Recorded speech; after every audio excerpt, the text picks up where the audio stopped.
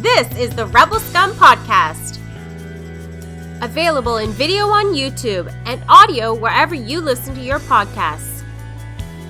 Every week, Brock and James talk the latest rumors, news, and theories from a galaxy far, far away. Support us on Patreon for exclusive offers and join the Star Wars discussion. Patreon.com/RebelScumPodcast. Here are your hosts, Brock and James. You are always scum. Rebel scum. James, we're in Canada and we might have an exclusive. What?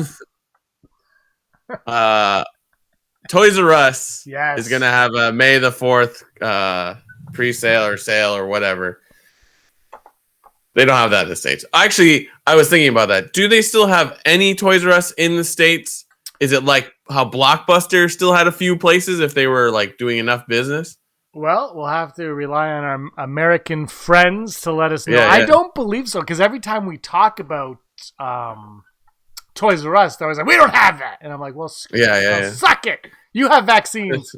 The trade-off is Black Series versus vaccines. That's They I don't think it's a huge exclusive. They the figures that they're putting out, I believe, are the Obi-Wan, Anakin, Echo, and I think just a random clone trooper. That one, but they're like the Black Series, but they're the 3-inch ones, so it's my favorite. they're just regular figures, so it's not hugely exclusive, and they're selling that everywhere. It's just like, oh, cool. I saw it because I click on Toys R Us. I gotta say, I said this to you before off camera. Maybe I've said it to you on the show. Their Funko Pop game is intense because now that there isn't any conventions, they have to send more shared exclusives that would have been at conventions. Like some of it you have to get from the Funko shop, but some they're sending to retailers like they always have, but there's more now. And because people can't go to conventions, they have to give the opportunity to everyone in every country to get it. So like Toys R Us has been one of the go-tos to get it. And their sections are crazy. And like their website works super, super good. So like I can't stress enough. I haven't bought anything because I'm trying to not spend all my money on plastic toys, but like I'm always impressed. So they have that stuff. Actually, there is one thing from this sale. I don't know if it will be on sale on May the 4th. That's when the sale is. Toys R Us May the 4th sale. There is I forget, it's Hasbro. It's the cutesy little characters, the small ones of Star Wars. But this is IG-11 on a speeder bike with the guns out. All right. And Grogu in the pocket in front, and his ears are blowing back. And I don't think you can get it on May the 4th. It's coming. It says it's coming soon, but I was like, that right there. And that said Toys R Us exclusive. So I'm sure the States will have it everywhere. But like, that is one that I'm like, that is pretty unique. So I might try to get that. I bought a Black Series Toys R Us exclusive for Sheldon, who was my cinematographer on my short film. And I bought, it was the Rancor. Remember the big, huge Rancor? I gave that to him as a thank you, and his son was actually, so I forgot to give it to him, and then I was helping him out on his film, and his son texts me, he goes, and his son's like 20, like he's not a kid, but he's like, he texts me, he goes, you gonna bring that Black Series? And it was slick looking Black Series though, and it was a San Diego Comic-Con exclusive that became that I guess became like a Toys R Us exclusive. So it didn't have the San Diego sticker, but it did have the Toys R Us sticker. So Toys R Us does have some fun stuff. I have a question for you actually about cons, because San Diego Comic-Con a few weeks ago, a month ago maybe, announced they're happening this year. It's happening in November, an American Thanksgiving. Oh, yes, that's right. So I saw a lot of backlash to this, and I just want to know your opinion. So the difference obviously is that American Thanksgiving is a lot bigger than, first of all, our Thanksgiving. Yeah. So I want you to be in that mindset. How do you feel about that? I mean, obviously, you and I, we would go. Like, we're not going to, but we could go because we're like, well, that's just a weekend in November for us. But put yourself in their shoes for a second. You know what? I would just straight up say, like, look, there's other priorities besides conventions. I want to go to a convention too. Don't get me wrong. I want to go to Celebration, but like, you know, our world has to get back to normal. So it's like you can just be like, well, I can't go to San Diego because family Thanksgiving is more important. Or you can say to your family, hey, can we have Thanksgiving a week before? Because I'd really like to go to this and I've been missing. It's all about balance. Like, it's like, so the second the internet complains about anything, I'm like, no, but you're wrong, and here's why. But this. So that's how I kind of felt. And then I saw one. I can't remember who it was. Forgive me.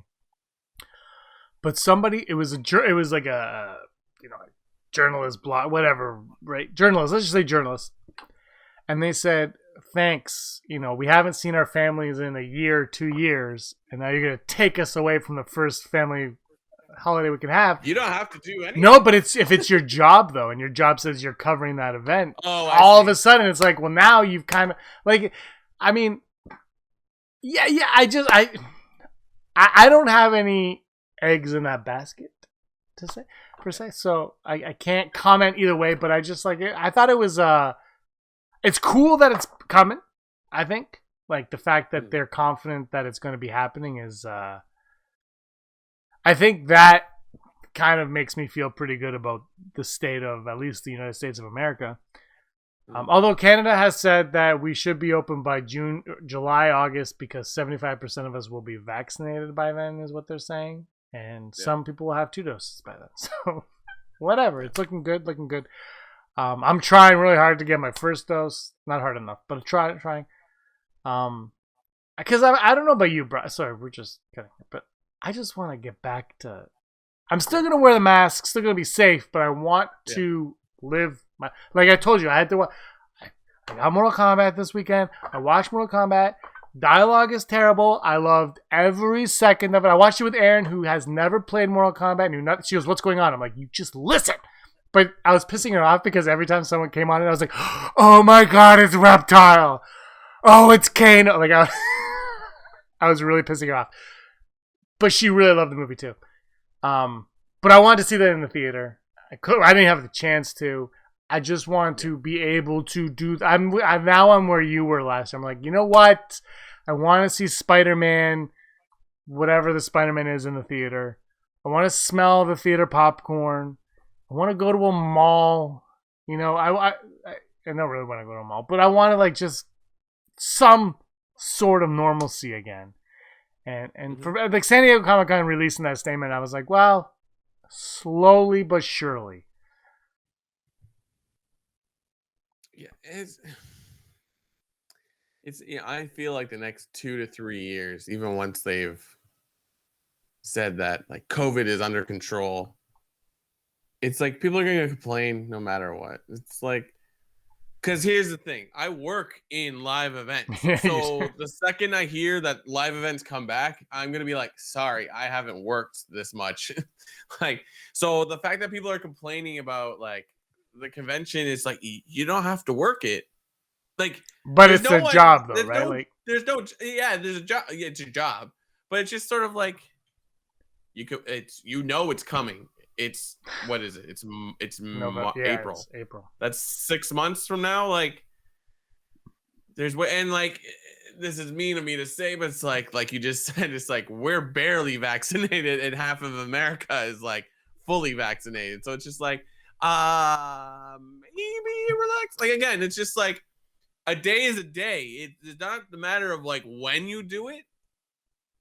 It's that you do it, right? That you spend time with your family. So why can't you? I know there's a million reasons why it has to be that weekend. It's a moot point, because here's the other thing about San Diego Comic-Con, like it's not going to be normal. No, you can say you're having it. It's not going to be anywhere near normal of what it was in the past. Like, it's known for like massive crowds. That's not going to happen. So it's just like, you know, it's like, we want to get back to normal, but normal's going to take a little bit while because it's like just because we're getting vaccinated doesn't mean like everything is done. Like, let's be real. Absolutely not. No, absolutely not. So I don't know. I just it's not that big of a deal. You know what I mean? Especially since I'm sure there's going to be a huge virtual component to it. Like, they'd be stupid not to. You know what? I've the only time I've never gone to San Diego Comic-Con, obviously, but I have been in San Diego during San Diego Comic-Con. Right. It was I was shooting this web tourism thing, but we went to the convention center outside of it and just got shots of it. I will say it looked like a lot of fun for the people that were there. Yeah. You know, it seems really, really cool.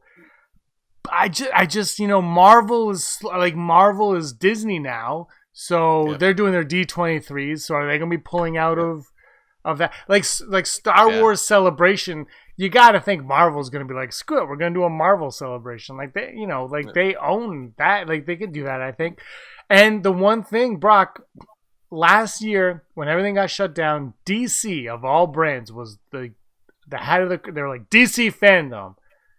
And it was the greatest thing ever. And I didn't watch it live. I don't know if you did. I didn't see anything when it happened. But I have since watched so much from there. Yeah.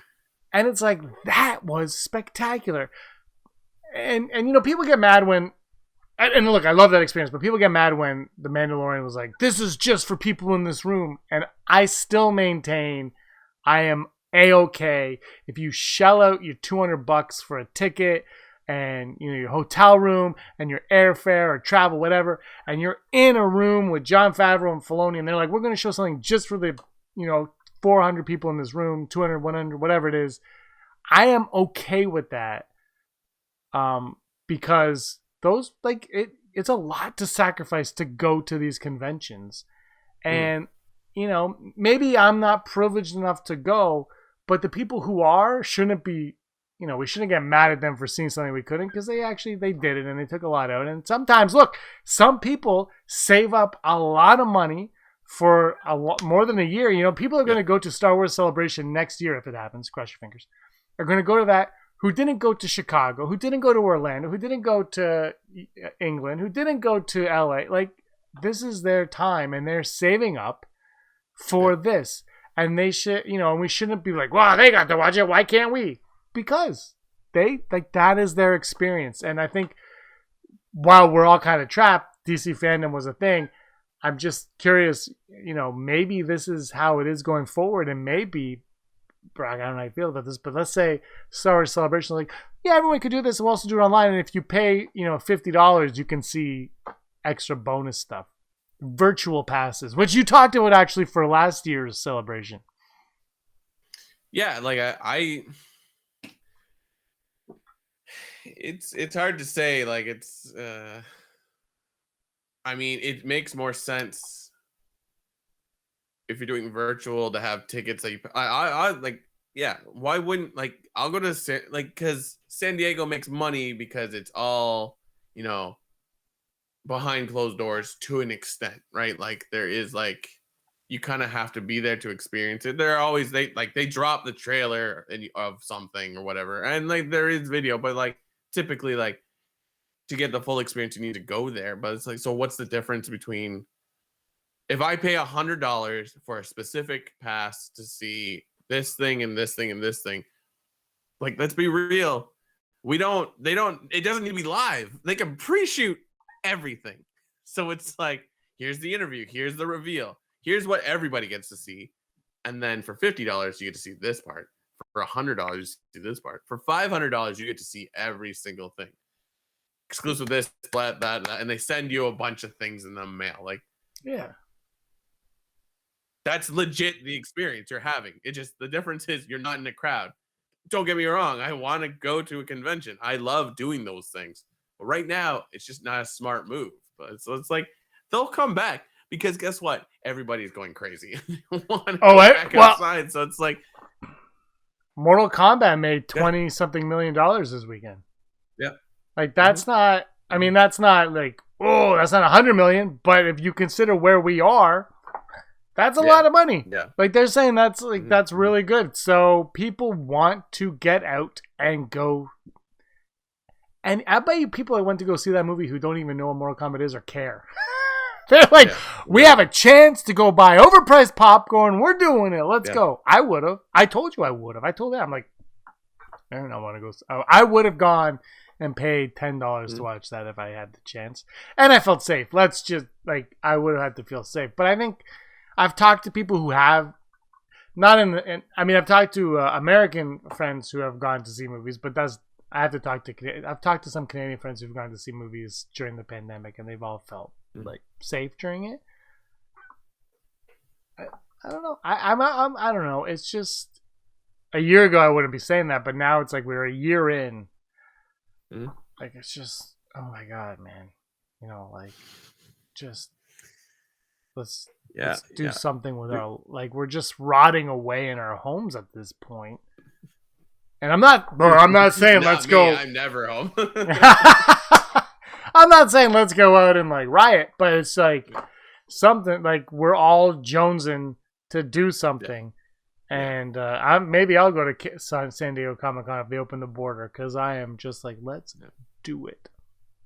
Oh, you know, the second, I mean, people can fly, no problem. Actually, my point doesn't make any sense. But I said, this. I was going to say, the second they open the borders, travel is gonna like blow up. But like that, just because they open the borders doesn't really make it any easier to get on a plane, I guess. But like, actually, but bro, you can actually, it's easier to travel by plane than by car. And like we can't drive to the States, but we could fly there if we wanted.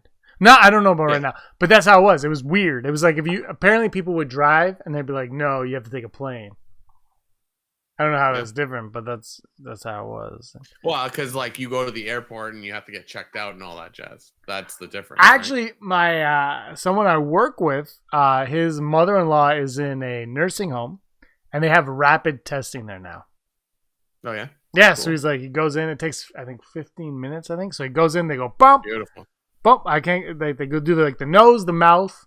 You wait 15 minutes. You get your result, and you're in. And I'm like, that's great. It's fantastic, and I think that is rapid testing becoming more common is what's going to open a lot of things up. Absolutely. I would totally go to a concert an hour early to get rapid test. No, I don't know about that. Absolutely. I'm just example. Yes, right? Like I'll do. You want me to? Sure. I'll go see Mortal Kombat. I'll get a rapid test before I go see that. Let's do it. Bring me in there. 6 months ago, I was like, how amazing would it be if you could just pull up to a drive-thru and they could give you your results so you can go to work and show the papers like, I'm good.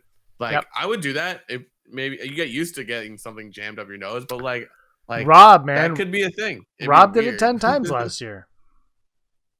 Rob did, I think, 8 or 9 or 10 tests last year. Oh yeah, because he was in PEI. He's in PEI shooting a baseball tournament. Yeah, it's like he's like, and then I had a Halloween party because I'm reckless. It wasn't really a party; it was just a small gathering. But he got tested before he came. And the thing is, though, the difference between him getting tested and let's say you getting tested at that point was he was comfortable with it because he'd done it so many times. Yeah. Whereas you were, I'm just using you as an example, but you might not have been as comfortable because you had never done it at that point. Like, So yeah, I think I'm with you, man. The more you do it, the more you're gonna be like, let's just get it over with. And it just, we got used to masks. What's the difference? At least one could be a very like 100%, like let's call it 95% accurate. Like, here, I don't have COVID right now. Like, I do that every day. I would have no problem with that. I won't have because you just get used to it. Exactly, you get used to it, and then if it allows you to do something, screw it. Let's do it. Look, when you go to Africa and stuff, you have to take all these shots to go there. So like there are certain places we're already doing that. So like, don't drink the water when you go to Mexico or whatever. Yeah, but we're already like partially there for the stuff. So I don't know. It's anyway.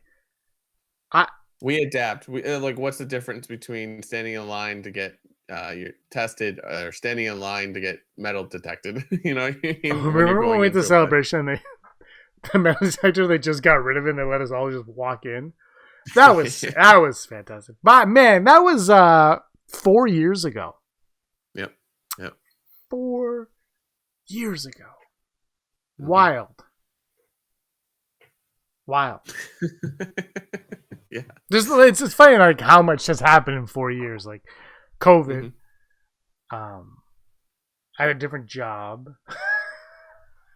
You moved to the woods. I would move to the woods. Daryl had puppies. Oh, your roommate Daryl. There wasn't 9 Fast and Furious movies. There was only like 8 or 9 at that point. They had a trailer during the Oscars for it, which was Denzel Washington. I wish he was in those movies. Kurt Russell was in a couple. He was supposed to play Paul Walker's father, apparently. Oh, really? Kurt Russell is a great actor, and he is a fantastic Santa Claus. And actually, he was really good in Once Upon a Time in Hollywood for his 1.5 scenes that he was in. Yeah, what's he in that movie? He plays the stunt coordinator. I believe that's Uma Thurman's. I don't know if it's still her stunt person or like her previous one, but she's great. They're both in Death Proof, the Tarantino, which Tarantino I believe just called his worst movie. Zoe ever. Bell. Yeah, Zoe Bell. Apparently Tarantino called that his worst movie or something like that. I'm like, I don't know. I thought that was fun. What, Death Proof? Or? Yeah, Death Proof. I thought the Grindhouse thing. I saw I don't know if you saw. I saw it in the theater. I thought it was fun in the theater. I was like, this is a blast. I thought the problem I had was it should have started with Death Proof and ended with Planet Terror. Is that Planet Terror? Because it was like Planet Terror was like so over the top and fun, whereas Death Proof was like, oh, this is a movie. I thought they put it in the wrong order personally, but whatever. I'll tell you this: Tarantino does not want to direct Star Wars, and I'm okay with that. He understands Star Trek pretty well, but every time we do like top 5 directors to direct Star Wars, Fantasia's got to say Tarantino. I'm like, you need to expand your horizon. There are more directors, but then they hired J.J. Abrams, and it's like, well, maybe there aren't. Ryan, like J.J. Abrams was like a safe director. I was like, okay, well, whatever. Ryan Johnson, though, and everything that's happened with Star Wars aside, was such like a cool choice, like such a out of the box hire to direct Star Wars. Like it was like Ryan Johnson, because he wasn't just like off Looper. I think it's like he's done like 3 movies. That's pretty ballsy of it. Like it was cool. Like Brick is such a fantastic film. Yeah. Still, I love Looper. What are we talking about? Star Wars. I have a WhatsApp group with people I work with, and someone posted a Mike Zero. Oh yeah. Video. And I realized I have never really watched a Mike Zero video. And you know what? I'm gonna put him on blast. He talked for 8 minutes and said nothing. No, actually you're wrong. Do you know how I know you're wrong? How? So everyone watching, YouTube is all about algorithms. Okay. What he's done is he has said everything he needs to say in that video to generate views based on the algorithm. All the nothing that he said, he was saying keywords that YouTube grabs, and that's what he does. And we fail miserably at that because we're not trying to do that. He legit, like in one sentence, said The Mandalorian season 1 isn't great. Or no, sorry, it was the other way.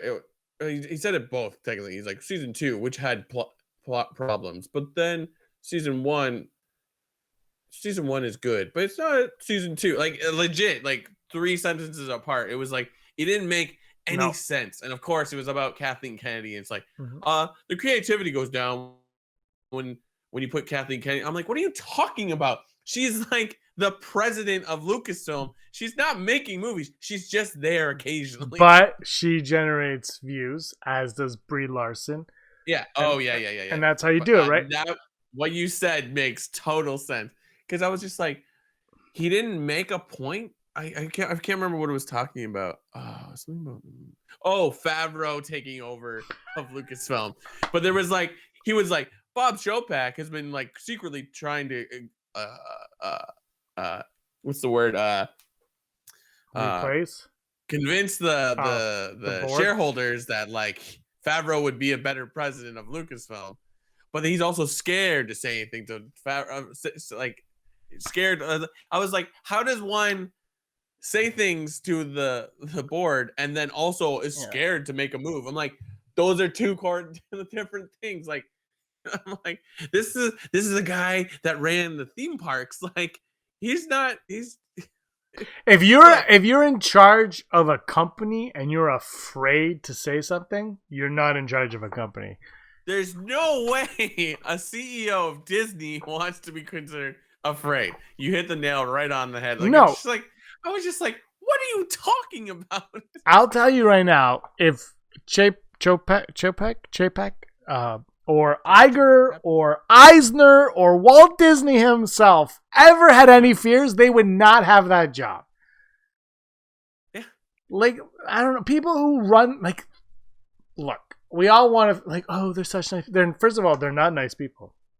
Like, if they wanted to get rid of Kathleen Kennedy, gone. Yeah. Exactly. Because, look, everyone knows. Green Day wrote a song about it. Nice guys finish last. No one who is just trying to tread lightly ever succeeds in anything. Anything. You have to be a sleazeball at some point to be successful. It's just how it is. Den of Nerds, you suck. And I'm not criticizing Disney. I think what Disney does is, I'm like, it's great. I get it, and I'm also understanding it. Like, you don't get this far without stepping on some toes. Of course. But Disney is very, very good at, in a general sense, creating a brand that's like no one really questions. Like, I'm sure, like, everyone's like, oh, Disney, there's backroom dealings, blah, blah, blah, blah, blah. Of course. But like, it's still, for the last 50 to 60 years, is a brand that's like Disney. I get it. I love it. Disney's on something perfect. And this move they made where they bought Marvel and Disney and Pixar and Fox, it's just like, whoa. So it's like, I'm sorry. Mike Zero is a big YouTuber. I get it. Whatever. But it's just like, it's like when what was the one site we would always rag on when they'd have news, Making Star Wars. It's like, there's no way in hell that these people have any inside whatever. Well, now we got this covered. Have you ever seen We Got This Covered? Oh God, no, it's my favorite. No. And the thing that I can't figure out is everybody, like, somebody on my Facebook posted an article, and it was an aunt of mine who was not, like, I was like, oh, where the hell did you come up with this thing? Because I saw the headline, like, I can't remember what it was, but it was. I was like, that doesn't seem accurate. And it said, We Got This Covered. I was like, like, I like, it's so the problem with, and this is why, another thing too is I think film critic. I've never been a huge listener of film critics per se. Like, I have my own weird taste in movies. But film critics or whatever. But the thing is, at one point when it was like Siskel and Ebert and all that, it was like they had respectable film critics. And Leonard Maltin would be like, I'm a film historian. And you're like, oh, I respect these people. I don't agree with them, but they have insight and they're saying what they say. Now, and this is like, they're not to say they're all like this, but some of them are just like, what the hell, man? You are just an average Joe who's saying what they can to get a click. It's all about the clicks nowadays. And it's really... It's sad because it's quantity over quality. And I think, everyone likes to crap on Martin Scorsese for being like, wow, it's content. We need to make films. And everyone's like, how dare you, old man? Boomer doesn't like Marvel. Of course he doesn't like Marvel. Like, it's okay if he doesn't like. He called them a theme park. First of all, is he wrong? I don't think so. We were saying before we started recording, they're like the new Westerns. It's a genre film. It's just genre. Yeah.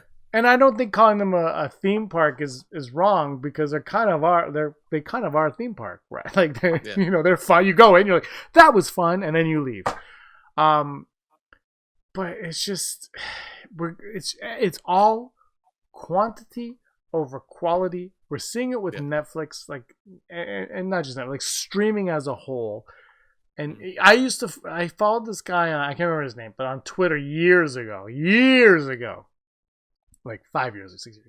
And he had this whole thing where he's like, I hate being called a content creator. He's like, I am a storyteller. I was like, this is weird. Now I'm like, I kind of get it. Like like it's like content creator. I'm like, but if you're just spewing crap for clicks, I don't know. It's for me, I don't know how you feel, but it's like there's a pride in what you're doing and a purpose more than just like I want people to click on this. Yeah.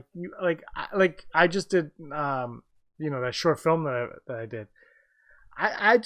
You just want people to be entertained for a couple minutes. You know what I mean? Like, you want people to enjoy it. I don't know why there's just this obsession with like, click. I gotta get the number. We need 100,000 views.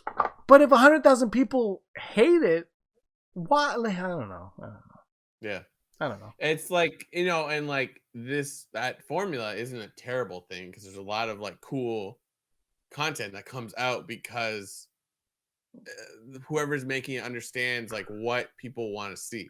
So but like it's overshadowed by someone like it's like, oh, TikTok is blowing up. Sure, that's great. It's not a new idea. Vine did the same thing. That's funny that TikTok. To the point that like Vine stars lived in the same apartment building in LA and now there's TikTok houses. It's like it's not new. And I'm not even gonna be like, oh, TikTok's stupid. It's not. There's cool things on it. It's just like for every cool like comedian you discover on TikTok, there's a Charlie D'Amelio. There's 10 Charlie D'Amelios. I think we live in like YouTube, TikTok, it's all these things. Yeah. It's like it's an outlet for people. It's fantastic, but I think at times Twitter is like you use it for negative. It's just But it's like it's such a great time for content but House of Cards was built on people on Netflix were watching Fincher movies with Kevin Spacey, and Netflix took the algorithm and said we're going to do this, and it worked. And the thing is, yes, but when you start to oversaturate it, quality inevitably is going to start going because that's just like what how happens. Many Desperate Housewives shows do we really need? Apparently like 7. Every state and every city in the states needs at least 2. But that's where. But I'm with you though. I think I did one TikTok video. Aaron made me do it. It was a year ago. It took us like 3 days to figure out how to do it because we're old. But look, if that's your, although I'll say that there's 2 things about Instagram that's pissed me off. One, I go on so I told you I thought the Falcon Captain America looked really cool. Yeah, I haven't seen the show. I saw that because I was on Instagram, and Instagram now, I guess if you look at if you're caught up, they show you just random crap. And that was one of the. I'm like, I don't want to see. I'm only on Instagram to follow the people I'm following. I do not care. But anyway, I saw that. I thought it was really cool. So that annoys me. And also these like young girls doing these weird dances on the reels needs to stop. Like parents, step up, because I am tired of going on being like, oh my god, there's a 12-year-old doing a really inappropriate dance. This needs to go. I'm not into that. So. I'm not into reels either. Like, just I don't care for your reels. So post better pictures, and Instagram stop showing me posts I don't want to see. And people I may know, I don't know, and I don't have any interest in knowing. Yeah. I'm old, boomer. Yeah, it's interesting because it's just like it's very perplexing when you watch this stuff and you're like.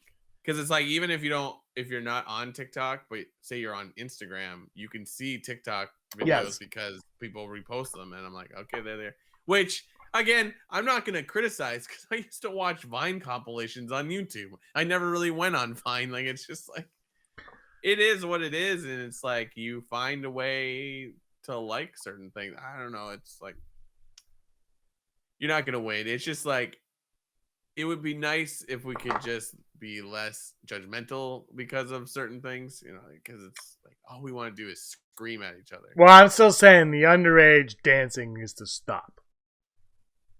Yeah, sure. I'm looking at you, parents of America. That's never going away. It's never going away. But I still think TikTok, all these social media things are great outlet for creativity, because the reality, I mean, now we have all this access to equipment, but there's a lot of people who, I mean, just think filmmaking 20, 30 years ago, you couldn't make a film unless you had some kind of, like Kevin Smith had to max out like 10 credit cards to make Clerks, and you had to shoot it in black and white because it was cheaper. And it's like, now you don't have to. And the thing is, it's it's not easy to make it, but at the same time, you're like, well, I'm just going to make a YouTube video. I'm going to make a TikTok video. Like, you can do that. It's an outlet for you to express yourself in a way that you couldn't before. And now, instead of just listening to that Nirvana song, be like, oh, Cobain gets me. You can express yourself. You shot a movie in your backyard. Like, it's in 48 hours, and it was actually less than that. It was fun AF, I'll tell you that. It's all about it, like you said, not quantity, quality. So it's like, it doesn't have to have the state of the art equipment. It just has to be creative and like engaging, right? Mm-hmm. So it's like, yeah, because people are willing.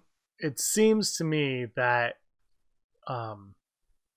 like, I love the look of film. When something's shot on film, which is rare now, it's like, oh. Yeah. But, I mean, now everyone has a smooth cam filter on their TV, so they don't even notice that. So, like, it's just, if the story within it, if the content within it is intriguing, people will watch it. It's not necessarily and it's just, I do think it's a little disappointing that it's not necessarily the art around it, because I think cinematography and sound and all that's sound is something that it's like visual quality is going like this on people's homes, but the audio is like, I have 700.2 surround sound. But like sound, it's like, it's so important. So, you know, I hate the smooth stuff. I can't do that. But like, well, it just takes like, I love the way cinematography works in films and stuff, and you know, like, it's just, but now, like, if someone shoots something on their cell phone, it could be as visually not the quality, but if the content's there, what separates that? There's nothing to separate it now. Yeah. I don't want Star Wars shot on a cell phone, though. Week 14 of no Star Wars news. Well, they're shooting Kenobi now, I think. Mm-hmm. I saw an article. I wanted to talk about this, but Hayden Christensen apparently has suited up as Vader. I haven't seen a picture of it, but that's what I've heard. Yeah, I read an article saying that there's a picture of like someone showing, and then I read the article and it had no picture. I was like, I think I read the same article. It was a Mike Zero article, clearly. I don't. Oh, we were talking about Mike Zero. Yeah, he's fascinating though. He's like, he's figured out YouTube, and people click on it, and yeah, no, I can't fight that. And now that you mention it, I'm like, oh, that makes sense. You know what? He does 7 videos a minute. He doesn't seem like a jerk. He's just saying things, and especially right now, like, we haven't talked a single thing about Star Wars.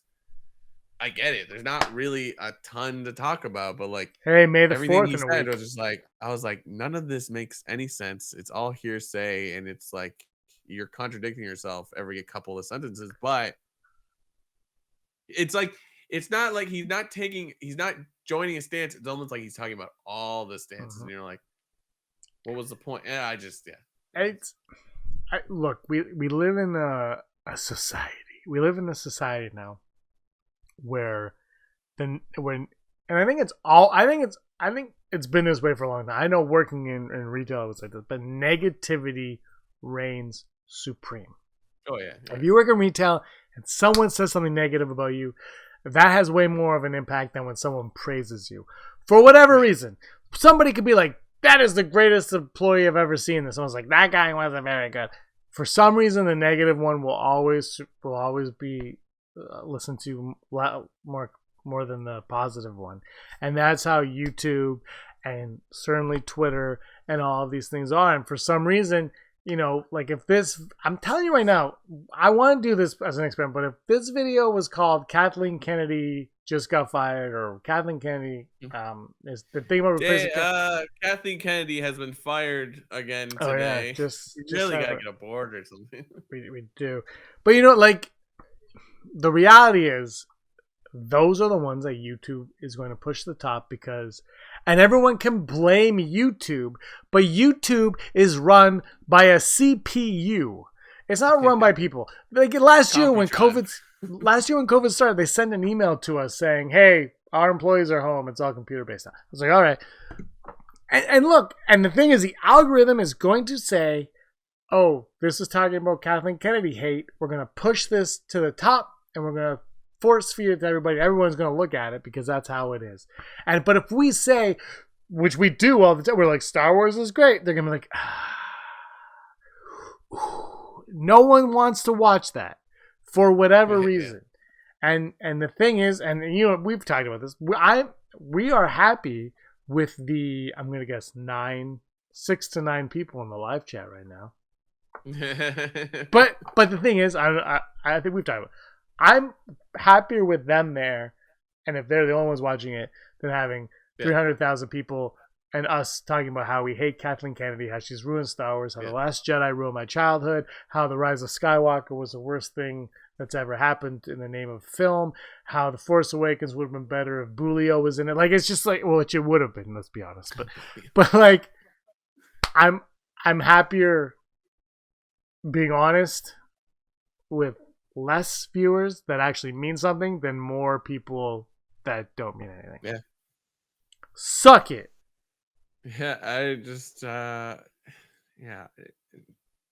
think Star Wars is a good place and there's a lot of cool things happening, and like we barely even skim the because I don't read top of or whatever. Yeah, like the books are crazy, the comics are doing a lot of crazy stuff, and like I'm just trying to think, was there games? There's not really games out right this instance, but there's a lot on the way. And then like, you know, we'll have a ton of stuff end of the year, in the beginning of next Bad year. Batch Thing. Like we're a week away from Bad Batch. We're a week away from May the 4th. So we gotta do something for May the 4th. We need to talk about that.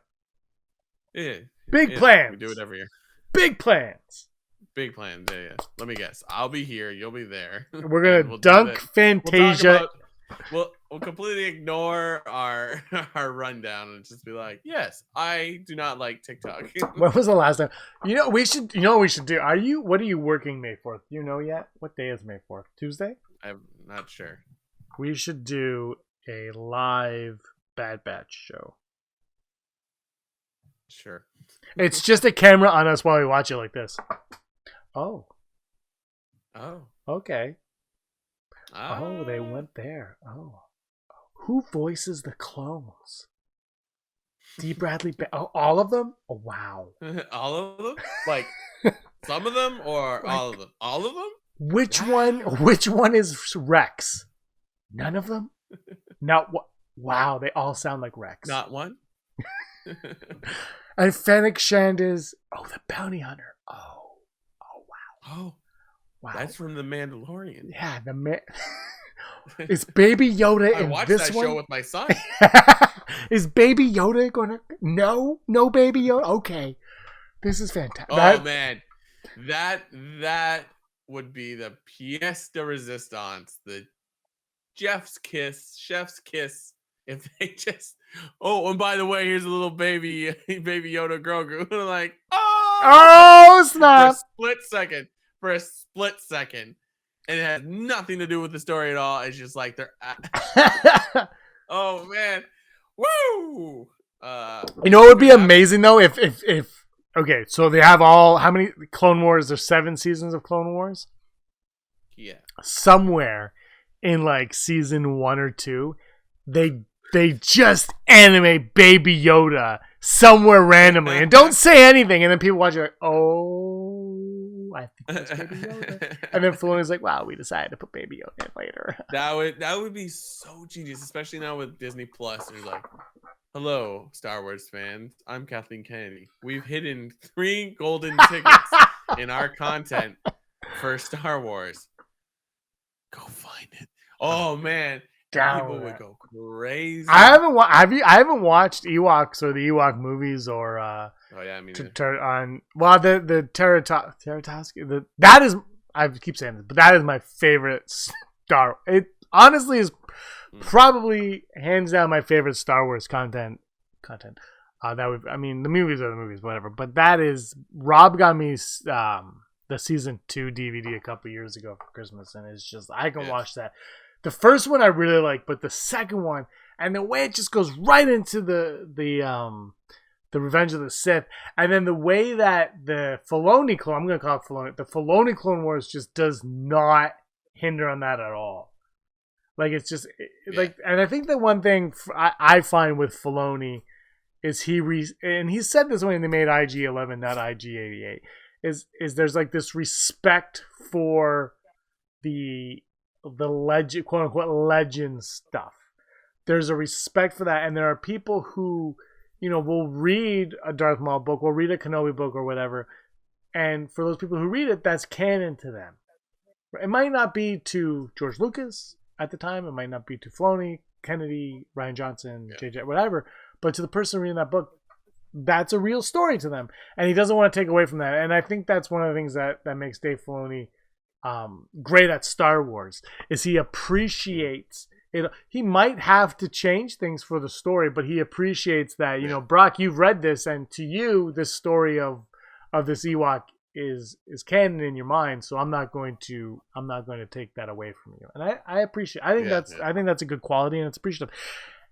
Because look, they're like legend. These are legends. It's like, yeah, but they still exist. And if you love the True Set Baccarat, which I have right here, you love it. It's not like they can't change that love you have for it. And to you, that could still be what happened. And I don't think they should do anything to take away from that. However, Chewbacca dying from like a moon, you have to, you can't make a movie without Chewbacca. Yeah. I want water. It's like, I mean, there's got some stuff has to go, because it was like a solid 30 years of content of both comics that just like, well, like, I mean, we could just make that, but then like we have to pay Dark Horse, or we have to pay whoever created these things. In a sense, and we've already seen it. Yeah. So why not? Should we go to the odds? Let's go to the odds. Sir, the possibility of successfully navigating an asteroid field is approximately 3,720 to 1. Never tell me the... We talked enough about TikTok. Yeah. Right, Never tell me the odds. Brought to us by our Patreons. Do you like what we do? Do you like it when we don't talk about Star Wars? Well, why don't you support us so that we can talk about even less Star Wars? Go on down to patreon.com/Rebel Scum Podcast and support us. We would greatly appreciate it, because we do this for the people. And these people are our favorite kind of people. Our Patreons: Heidi Feder, executive producer, Barry Brophy, Dennis Allen, Randy Kenobi, Mary Kristen Aton, Jeff Wilson, Phil Stanifor, Suna Thron, Scott D, Josh Price, Matt W, Rez, Frank Perkins, Neil Lowry, D. Raven Spencer, Cosmic Girl 02, Gleek Play 1, Disney Desi, Charlotte, Kayla Davis, and Quentin Dead and Nerds, and the Girls with Sabers. Now, is anyone else an executive producer like Heidi is? Just Heidi. Who, by the way, right? Well wishes to your sister, Heidi. No. She had, anyway, she was, well wishes to Heidi. And, hope all the best for everyone. But you can become executive producer on our Patreon if you want. Yeah, exactly. You have to get to the Heidi level.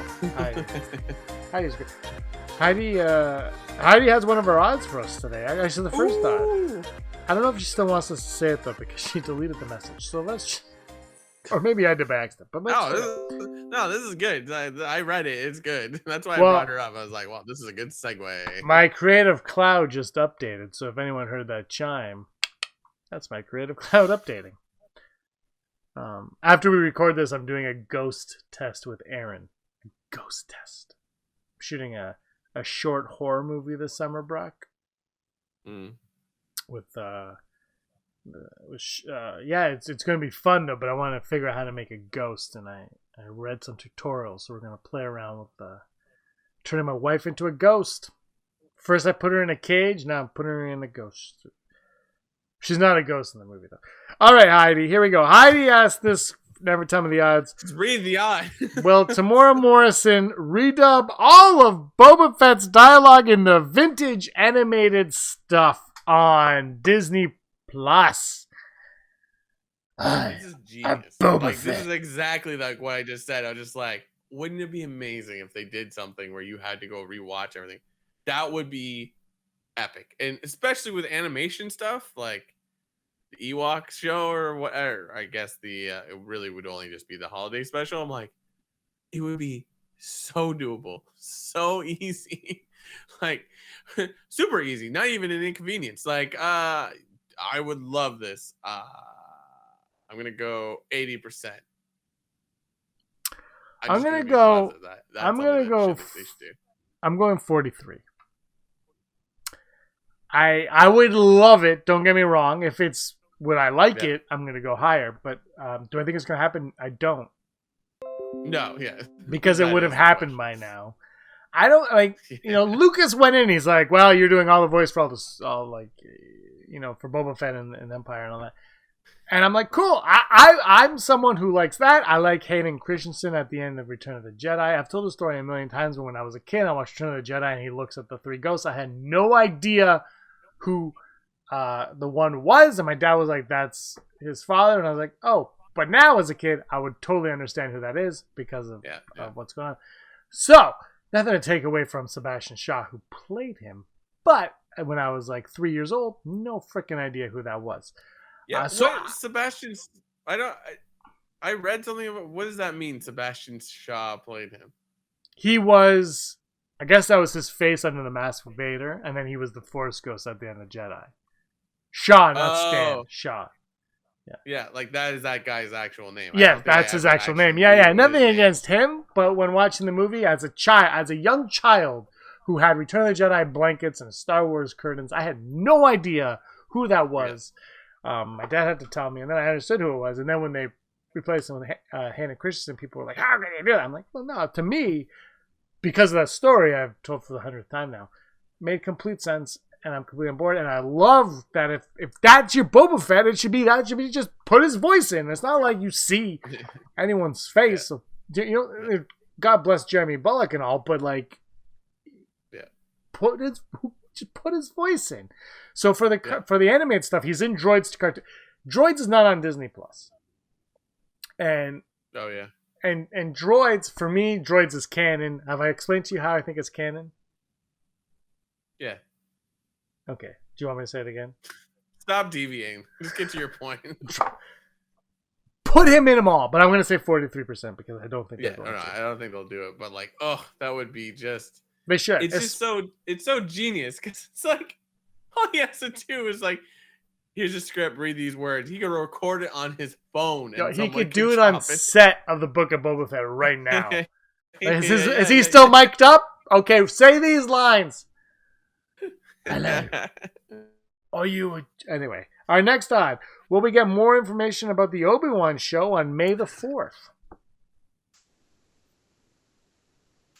I want to say full Brock on this because like it would be perfect if they announced it, but I don't know if they're far enough. Like you would kind of want like a sizzle reel. Like I don't want to hear like, oh, this is going to happen. Like I want to see something, right? I mean, I guess they could do pictures. That could work. Yeah, like, pictures. I don't think reel would be beautiful. But I think they're too early in production for a sizzle reel at that point. Yeah, exactly. So that's why I want to go full Brock. Yeah, anything is possible. I would love to see a picture of Hayden Christensen and Obi-Wan Kenobi, even if they're just like wearing sweats, just like they're back. Like that's it. But at the same time, just, you know what? It's Hayden Christensen and he takes off the helmet, and you just see it, and it's like shot whatever, but it's nothing to do with the movie. It's just what he's gonna look like, and you're just like, whoa. But would that take away absolutely. from the Bad Batch? They want you to be upset. But the Bad Batch is weird because I don't know if people are going to wake up at 3 a.m. to watch it like they do Mandalorian. I have no idea. I'm not because I don't do It's that. going to be interesting. Oh, it's going to be. I think whatever people see in that opening slider, Disney Plus, a lot of people click on whatever they see. You know what I mean? Yeah. Which it's not a new concept, but I think in Disney Plus that really happens. Like. Yeah, I think so. Well, there's such, and I was saying this before we recorded, like Apple TV, the one thing about Apple TV Plus, whatever it's called, that I like is that there's no options. So it's like, pick one of these 3. I'm like, all right. Like, it's easier to find stuff. And Disney Plus, to what you're saying, is similar in that respect, whereas there's a ton on there. But when you're on that homepage, it's like, here's 5 things you're going to want to watch. You're like, yeah, I guess I am going to want it. So they kind of, even though they got a huge back catalog, they really shrink it down to that, and that for me as someone, you know, in Netflix, whenever I go on Netflix, I'm like, there's so much here. I give up on Netflix all the time. I'm just like, done, moving on, unless it's Castlevania, Stranger Things, I'm done, or Riverdale. Riverdale is fan. Yeah. By the way, Riverdale, new Reggie, great. We should do a Riverdale podcast. Riverdale Scum. I'm going to go 33% on it though. And our final odd, the odds that the Obi-Wan show will feature at least 3 characters created for the Clone Wars, so you can't say Plo Koon, but 3 characters created specifically for the Clone Wars TV show, Brock. I'm going to go 100%. Because you know it's going to be Hondo, Cody, and some form of Satine. And I was just like, which show was gonna deal with Mortis? But that's Ahsoka. So allegedly.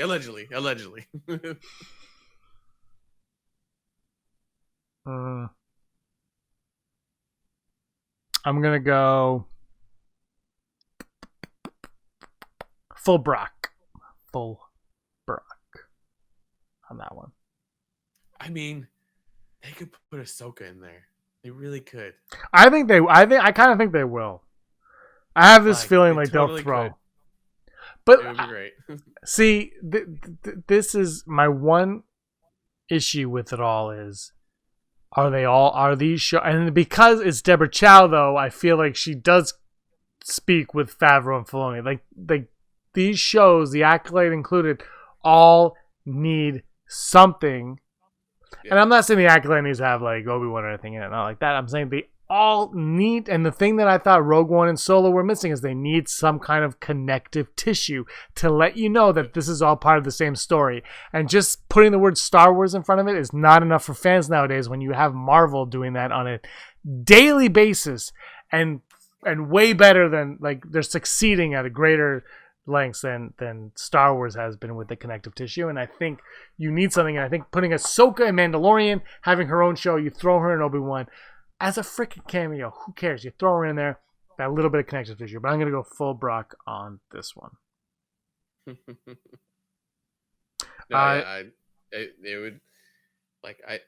would be, I feel like it's gonna be more than 3 characters. Like it'd be so easy, barely an inconvenience. Yeah. Do you want to go to news? Yeah, let's do it. Holla news, da da da da. Holla news, da da da da. Holla da da da da da. Holla news, and my mic is up. I really hit that. Holla news you need to know right now. If you checked out the Oscars on Sunday, you might have seen Han Solo himself, Harrison Ford, presenting the editing award and doing just a real fun ribbing of editing. Nothing referring to Star Wars, but just sort of giving like, oh, this is what they thought of this movie. It was terrible, and then the end is like, and it was Blade Runner. But because of that speech, apparently Twitter blew up, and people were just like, "This guy is the best." So Harrison Ford, even at 70, 80 now, still just making people love him. So go on down to YouTube and click Harrison Ford Oscars. You're gonna get a fun little clip. You almost think like he's lost, but then it's just like, oh right, he's an actor. He knows how to pretend. If you're missing the parks, Disney parks, especially Galaxy's Edge, coming out this week, April 27th, the Galaxy's Edge art book. It shows sort of like, I know it's not the movie, but it's like the concept art as they were building the park. Everything from details of rides, costuming, potential store vendors, and wandering attractions had to be imagined and designed from the ground up as if they were conceived for a Star Wars movie. So then, if you've read any of the other film art books, you'll see a similarity. And actually, when I've looked at the cover, it's like, oh, that looks like art of like Last Jedi. So if you are a big fan of the parks, definitely want to check this out. They also had stuff that like they didn't end up going with, potential animatronic alien bartenders, or even drone like First Order recon droids that would accompany the wandering stormtroopers through the park. Just really cool stuff like that. So if you want to see more, it's Art of Star Wars: Galaxy's Edge, and that is out everywhere April 27th, or right now, depending on when you're listening to this. And like we mentioned before, we are vastly approaching the release of Star Wars: The Bad Batch, released in Disney Plus on May the 4th. We get 2 episodes, I believe, or 1 episode, and the next day we get another episode. I can't remember, but we're getting it. But this week they released a poster showing the Clone Force 99, aka the Bad Batch, along with this young female child character that we've seen in the trailer, but we don't know much about. It looks like, I believe she's a girl, and I think you hear her voice, so I'll say she. We're also seeing a lot of ships in there, and then Palpatine, of course, but with like lines across his face, as if he's only gonna be seen through like hollows or whatever they call them. Like, so very cool. But then also this week they released a new emoji of Hunter in his his helmet, leader of the Bad Batch, and you're gonna want to go get that, so you can put it on everything for May the 4th, and make sure you hashtag the Bad Batch on May the 4th. So yeah, this has been your Hollow News. All right, top 5 Kylo Ren moments, and mine suck. Do you know, because look, Ben Solo moments don't count, but Kylo Ren moments do. So my number 5 is when he freezes Rey and Tifa. Is it Tifa? Tifa, The Force Awakens. When he goes, and she goes, and then she falls, and he carries her away. That is my number 5, because it was like, oh, that's cool. My number 5 is going to be the first time we see him and he frees the blaster bolt midair, and we're like, wow, is this what the Force can do now? Fantastic scene, and just like a really good introduction to, like, he looks like Vader, but he's not Vader. Oh, interesting. What are you doing now? What I do? His freak out in Troz, The Rise of Skywalker, when he like throws the guy up and he throws him. That's my number 4. My number 4 is when he doesn't have a shirt on, because of all the memes that came out of that. I like the gif of him bouncing. My number 3 is similar to my number 4. It's this freak out in The Force Awakens. Basically, it's just if Kylo Ren freaks out, you've made my list. Yeah, like when he's freaking out and the stormtroopers like walk down the hall. Yes, and see him and that's the scene. That's my number 3. Yes. My number 3 is going to be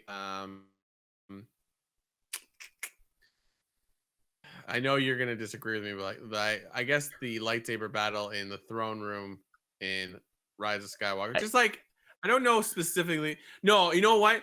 I'll get specific. I like that battle because I've always said that it's very interesting because he is very like he's good at like he's showing he's been a trained lightsaber person for a while, and Rey's just like I like it's cool to see them fight side by side because they have different styles. Like I don't feel like you see that a lot in Star Wars, even though we all know there's a million different lightsaber styles, but like that's like this is a trained lightsaber battlist or duelist, and this is someone who just got it like 2 weeks ago.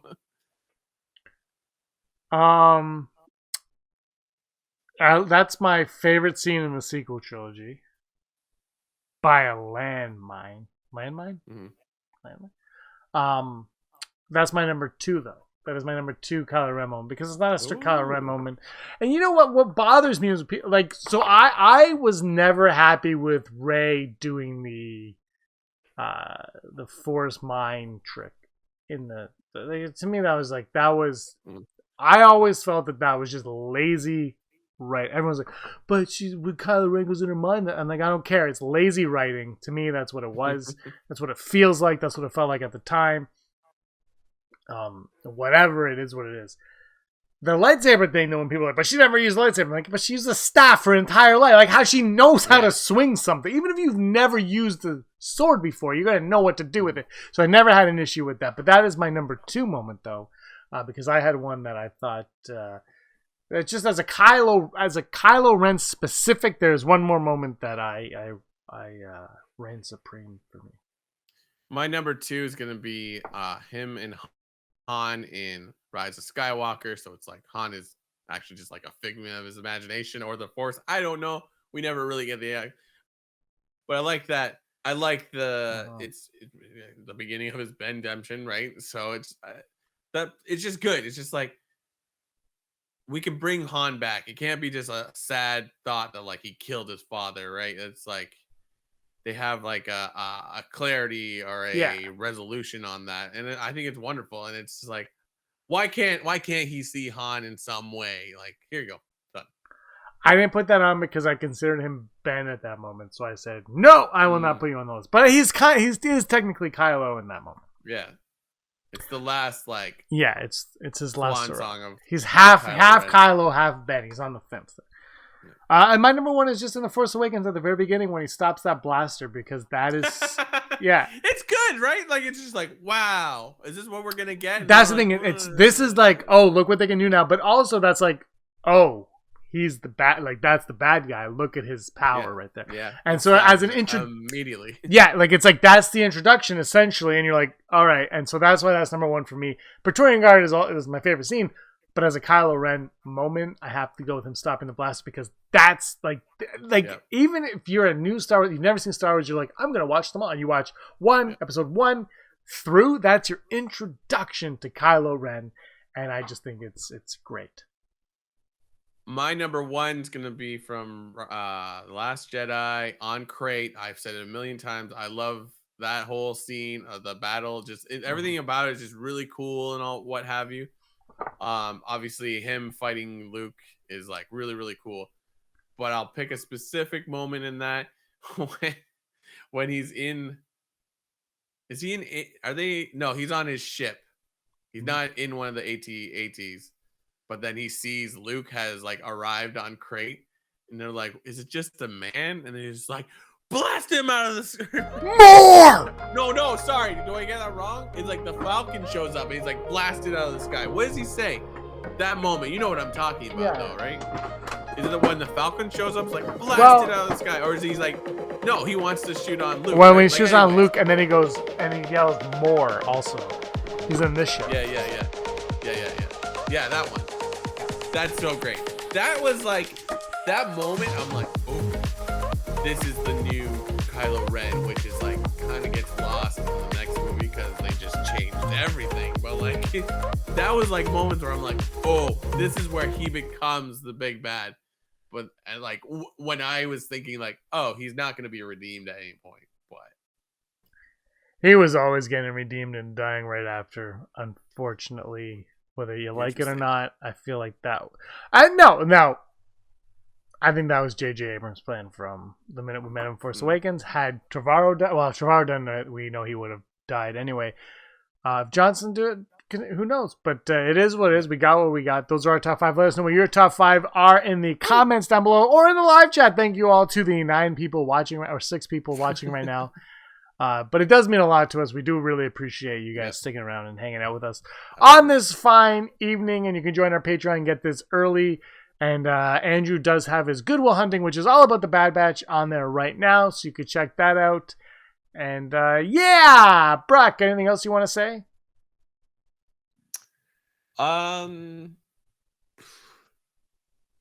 Get ready for May the 4th. We're a week away. So watch the Bad Batch. Put on a Star Wars shirt. Just spread the Star Wars love, because that's what we're here for. Star Wars!